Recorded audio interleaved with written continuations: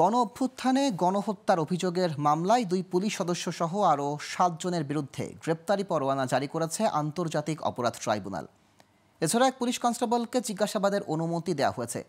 সকালে জুলাই গণহত্যার মামলায় মিরপুর, রামপুরা ও উত্তরার ঘটনায় এই গ্রেপ্তারি পরোয়ানা জারি করা হয়।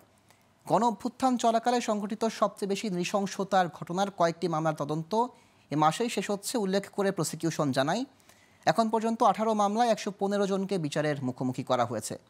এর মধ্যে 52 জন আওয়ামী লীগ নেতাকর্মী, 45 জন আইনশৃঙ্খলা বাহিনীর সদস্য এবং 9 জন সাবেক সেনা কর্মকর্তা। মোট আসামির মধ্যে এখন পর্যন্ত গ্রেপ্তার হয়েছেন 35 জন। 18টি মামলায় 115 জনের বিরুদ্ধে গ্রেফতারি পরোয়ানা জারি করেছে, যাদের মধ্যে 35 জন গ্রেফতার হয়ে জেল হাজতে আছেন।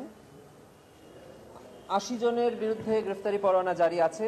তাদের মধ্যে 52 জন সিভিলিয়ান, 45 জন ল এনফোর্সিং এজেন্সির সদস্য এবং 9 জন সাবেক অবসরপ্রাপ্ত সেনা কর্মকর্তা।